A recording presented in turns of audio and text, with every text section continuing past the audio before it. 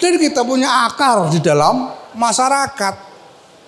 Masyarakat yang tidak perlu ditakut-takutin sudah nurut sama NU coba.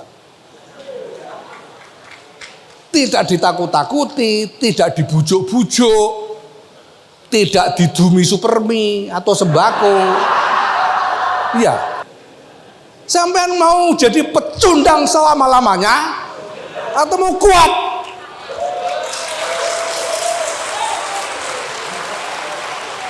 Ini penting. Maka saya tertarik dan saya setuju, terus setuju dengan strategi yang dipilih oleh Pak Jokowi untuk membangun food estate. Membangun industri-industri produksi bahan makanan secara besar-besaran. Selama ini orang mengkritik bahwa dicoba beberapa kali gagal. Kalau soal gagal itu menurut saya soal teknis. Kalau kita perbaiki teknisnya, teknologinya dan sebagainya bisa berhasil. Nah, makanya saya sejak awal saya setuju dengan IKN. Maka saya pilih pengukuhan PBNU di Balikpapan untuk mendukung IKN. Ini karena ini, lah kita mau gimana? Sampean mau jadi pecundang selama-lamanya atau mau kuat?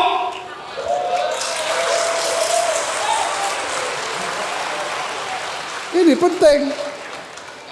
Dan ini luar biasa, saya sampai nanya pada teman, ini Pak Jokowi ini begini-begini ini Pak, ini sebetulnya harusnya dibangun di kebijakan seperti ini harus dibangun melalui satu lembaga, istilahnya itu think tank yang besar, lembaga kajian yang besar. Lah Pak Jokowi itu kok tiba-tiba saya tanya teman-teman, ini think tanknya Pak Jokowi ini mana ya? Think tank yang mana? Jangan-jangan karena dapat wangsit Pak Jokowi ini. Tiba-tiba ada di IKN dan ditempatkan di Kalimantan Timur. Ini luar biasa. Ini luar biasa. Saya tidak habis mengerti ini yang nolak ini karena tidak paham. Ya atau karena ini penting. Kita tidak punya pilihan Pak. Kita mau jaga negara ini dengan apa? Gitu.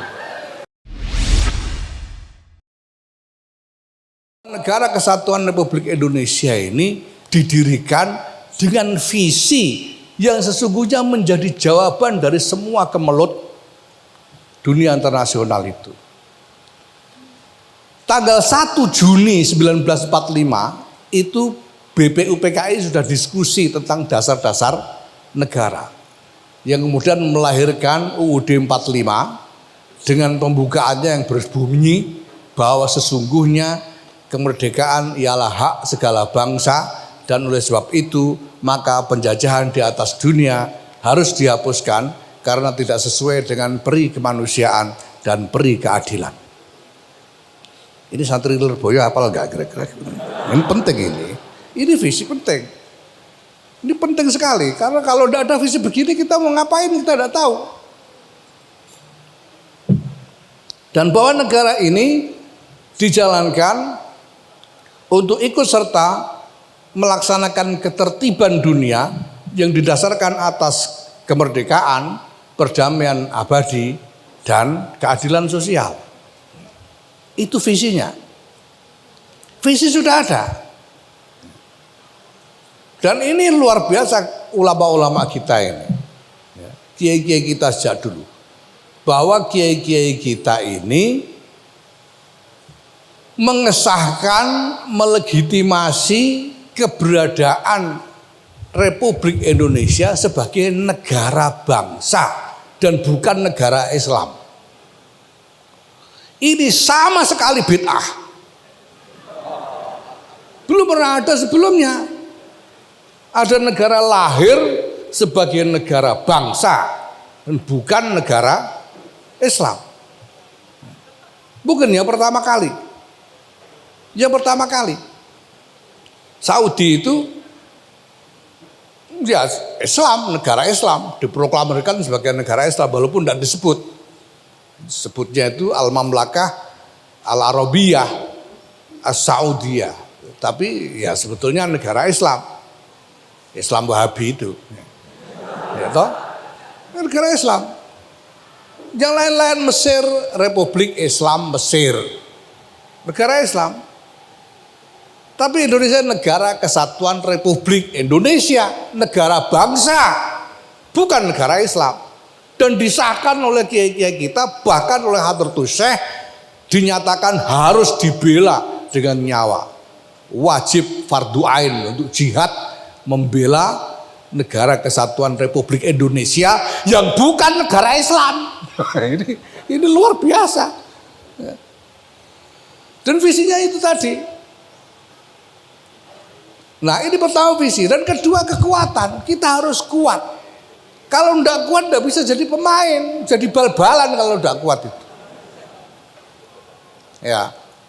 Oh, walaupun gaya-gayaan itu kalau enggak kuat bal-balan udah. Jadi walaupun kelihatannya gagah motornya api tapi nyatane ora kuat, nggo bal-balan gitu aja sudah. Harus kuat. Nah, kuat ini kalau kita bicara tentang pergulatan peradaban global, karena hari ini kita tidak bisa pisahkan antara apa yang internasional, antara dinamika internasional dan dinamika dalam negeri.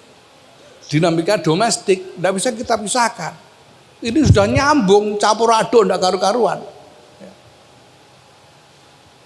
Maka kita tidak punya pilihan bahwa untuk bisa bertarung di dalam kancah pertarungan peradaban global ini, kita harus bersama-sama negara, tidak bisa NU sendirian itu tidak bisa. Dan negara ini memang dimaksudkan sebagai basis politik dari perjuangan peradaban itu sendiri. Nah, masalahnya sekarang seberapa kuat Indonesia ini? Nah, Bapak Ibu sekalian yang saya hormati, ini alhamdulillah Indonesia ini telah berhasil mencapai titik kekuatan yang lumayan sekarang, lumayan. Ya. Jadi kalau kita bicara kekuatan, itu kita bicara dua hal, Pak. Pertama, kekuatan pertahanan dalam pengertian kekuatan militer, yang kedua kekuatan ekonomi. Ya. Nah, oke. Kekuatan ekonomi ini pertama menyangkut ketahanan di dalam memenuhi kebutuhan domestik khususnya pangan dan kemampuan untuk mengembangkan basis ekonomi yang kokoh. Nah, kita punya masalah besar dalam soal ini. Bapak Ibu sekalian yang saya hormati, sebagian besar kebutuhan pangan itu kita dapatkan selama ini dari impor. Sebagian besar. Saya tidak tahu persentasinya. Saya pernah dengar katanya yang bisa kita hasilkan sendiri untuk pangan kita itu tidak lebih dari 30% katanya. Selebihnya impor. Nah, namanya impor ini tergantung negara yang menjual toh. Kalau dia tidak mau jual, kita tidak makan. Gitu. Kenapa? Karena kita belum punya kemampuan untuk memenuhi, untuk melakukan produksi pangan yang cukup, memenuhi kebutuhan kita sendiri. Ini masalah besar sekali yang harus dipecahkan. Nah, padahal mendorong pertanian tradisional, tani-tani sawah ini, untuk memicu produksi yang cukup itu sudah tidak mungkin. Dulu Pak Harto tahun 80-an itu pernah membuat strategi swasembada beras dengan pengerahan kekuatan besar-besaran, itu cuma tahan setahun. Setahun saja swasembada beras. Tahun berikutnya ambiar impor lagi. Karena pertanian tradisional itu tidak mungkin. Tidak punya vitalitas yang cukup untuk memproduksi secara besar-besaran. Maka saya tertarik dan saya setuju, terus setuju dengan strategi yang dipilih oleh Pak Jokowi untuk membangun food estate. Membangun industri-industri produksi bahan makanan secara besar-besaran. Selama ini orang mengkritik bahwa dicoba beberapa kali gagal. Kalau gagal itu menurut saya soal teknis. Kalau kita perbaiki teknisnya, teknologinya dan sebagainya bisa berhasil. Tapi kita harus memacu produksi pangan secara besar-besaran secara dalam negeri supaya kita mandiri secara pangan. Tidak tergantung pada impor dari negara lain. Karena ini penting. Karena kalau makan saja kita ini tergantung orang, perut kita ini tergantung orang, itu akalnya juga pasti tergantung orang. Maka perut ini harus kita penuhi sendiri, jangan tergantung orang. Yang kedua, pondasi ekonomi atau basis ekonomi. Bapak sekalian, kita ini sekarang dulu miskin sekali, kita sangat miskin. Tapi kemudian setelah kita mampu melakukan ekstraksi sumber daya alam, kemudian perekonomian kita meningkat. Jadi Indonesia ini kaya raya, tapi kekayaannya itu berupa sumber daya alam. Dulu kita miskin ketika kita belum mampu menggali sumber daya alam kita ini. Setelah berhasil menggali sumber daya alam, kita jadi kaya. Sampai sekarang ini kita sebenarnya sudah menengah. Indonesia ini sudah negara dengan kemampuan ekonomi menengah. Masalahnya Pak, banyak negara-negara yang mencapai taraf ekonomi menengah karena sumber daya alamnya, dia ini gagal untuk berkembang lebih jauh, malah kemudian jatuh merosot lagi, jadi miskin lagi. Itu terjadi di Amerika Latin misalnya, Brasil, Argentina, Meksiko, Kolombia, Uruguay, Bolivia. Mereka terjadi miskin, lalu karena sumber daya alam digali, jadi kaya sampai menengah, tapi tidak bisa naik lagi, malah cenderung merosot lagi, jadi miskin lagi sekarang. Kenapa? Karena sumber daya alamnya habis dan mereka tidak mampu mengembangkan vitalitas ekonomi yang lain, yaitu yang berbasis industri. Nah sekarang ini kita pada titik itu. Itu yang disebut sebagai middle income trap, jebakan penghasilan menengah negara. Jangan kalau dengar middle income trap, itu maksudnya itu. Nah ini kalau kita tidak mampu memanfaatkan sumber daya alam kita ini untuk mengembangkan vitalitas ekonomi yang lebih kuat, kita jadi nasibnya kayak Amerika Latin tadi. Dan itu para ahli mengatakan waktu kita cuma sampai 2035 sorry. 2035 sekarang sudah 2000, mau masuk 2024, tinggal 11 tahun lagi. Kenapa 2035? Karena 2035 itu di existing apa namanya ya? Saya ngomong begini ini coro Lirboyo ngomong existing bareng. Jadi sumber minyak yang sekarang bisa dieksploitasi, yang hari ini dieksploitasi, itu kira-kira tahun 35 habis Pak. Dan harus eksplorasi lagi untuk mendapatkan sumber minyak yang bisa diambil lagi. Makanya bahaya sekali 2035 itu, ya karena kita yang terbesar dari minyak. Nah ini waktunya kita harus berupaya supaya sumber daya alam ini bisa kita dorong menjadi kemampuan ekonomi yang lebih besar. Nah pemerintah Pak Jokowi itu bikin strategi hilirisasi. Hilirisasi itu artinya tidak dijual mentah-mentahan, tapi diolah dulu baru dijual. Ini sebetulnya juga strategi yang luar biasa jitu. Karena apa? Karena kalau diolah dulu itu nanti harganya berlipat. Di samping itu kalau dalam kacamata fikih itu jual belinya itu lebih sah daripada kalau jual mentah. Ini serius Pak. Jadi kalau dulu kita itu ekspor emas katanya, puluhan tahun kita ekspor emas kan, dari Freeport dan lain-lain itu. Itu yang diangkut bukan emas, yang diangkut itu tanah. Dia angkut tanah. yang isinya macam-macam. Kita tidak tahu emasnya ada berapa, tembaganya berapa, mineral lainnya berapa, kita tidak tahu. Nanti kalau sudah diolah di sana baru kita dikabari emasmu ada sekian, tak bayar sekian. Nyatanya gimana kita tidak tahu. Itu kalau cara fikih bek goror. Karena dia jelas ini kita seluruh diangkut tanah sama itu nikel kalau tidak dismelter dulu ya dijual tanah. Nah maka sekarang Pak Jokowi ini bikin smelter, mewajibkan smeltering sebelum ekspor. Ya. Nah ini hal seperti ini. Kemudian kekuatan pertahanan. Sekarang ini kita tidak punya kekuatan pertahanan yang cukup. Indonesia yang 17.000 pulau ini dijaga dengan apa? Hari ini tuh militer kita tidak cukup kekuatannya untuk mempertahankan ini.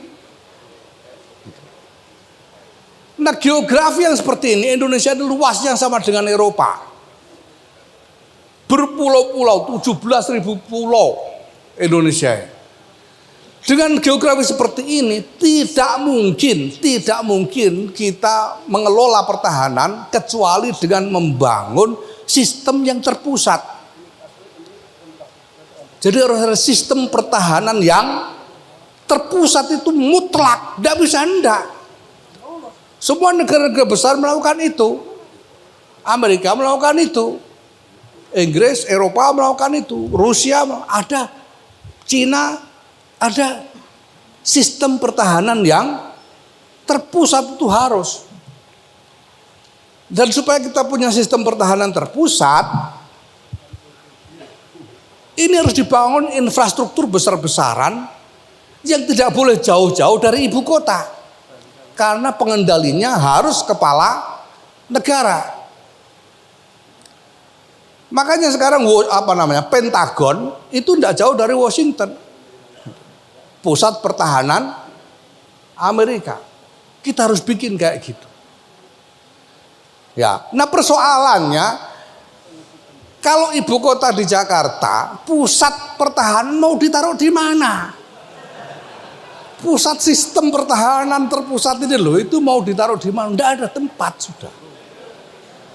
Jawa ini sudah tidak ada tempat gimana? Padahal kalau kita tidak bikin, itu gimana caranya kita mau mempertahankan Mentawai, Nias, mana lagi, Merauke dan lain sebagainya. Tidak mungkin. Nah, makanya saya sejak awal saya setuju dengan IKN. Maka saya pilih pengukuhan PBNU di Balikpapan untuk mendukung IKN. Ini karena ini, lah kita mau gimana? Sampean mau jadi pecundang selama-lamanya atau mau kuat?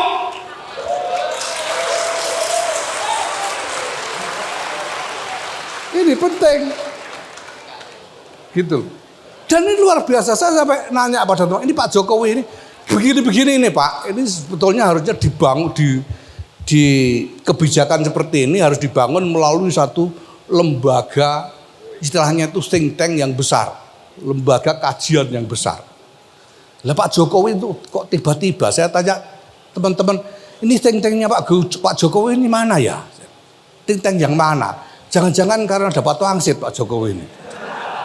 Tiba-tiba ada di IKN dan ditempatkan di Kalimantan Timur. Ini luar biasa. Karena di Kalimantan Timur itu pertama, perbatasan darat terpanjang kita itu di Kalimantan. Itu Sarawak, Kalimantan Utara itu. Perbatasan dengan Malaysia dan Sarawak dan Brunei. Yang kedua,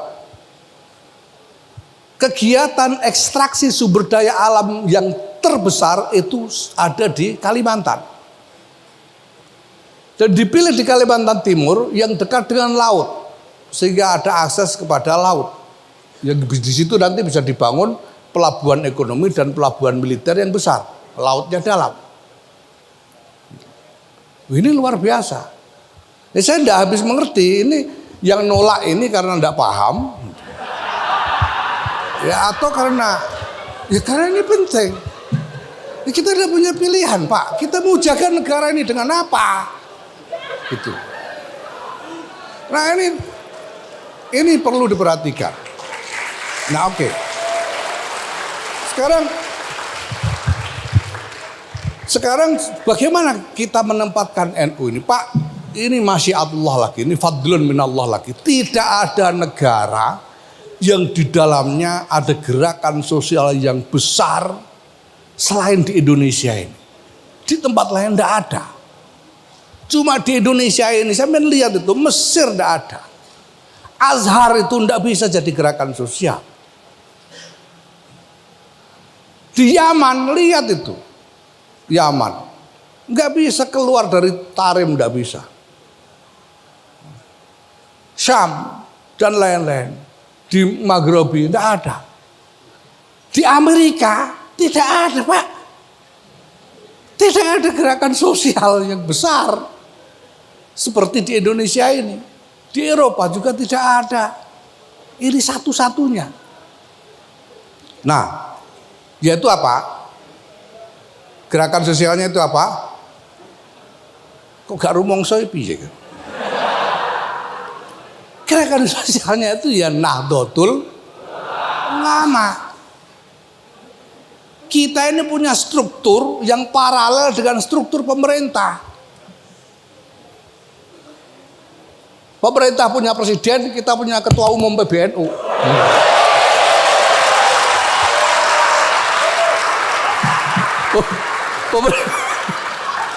Pemerintah punya gubernur, kita punya ketua PW. Pemerintah punya bupati wali kota, kita punya ketua PC. Ada camat, ada ketua MBC. Ada lurah, ada ketua ranting, paralel. Jadi kita punya akar di dalam masyarakat. Masyarakat yang tidak perlu ditakut-takutin sudah nurut sama NU coba. Tidak ditakut-takuti, tidak dibujuk-bujuk, tidak didumi supermi atau sembako. Iya. Sudah mau ikut NU gitu loh. Dan ini cenderung membesar. 2005 itu yang ngaku NU cuma 27%. 1955 18%, 2005 27%. Ini LSI dan DCA. 2023 yang ngaku NU 56,9%. Lo itu enggak kita dumi sembako lo kok bisa mau. 18 tahun naik 2 kali lipat. Ini cuma di Indonesia yang ada.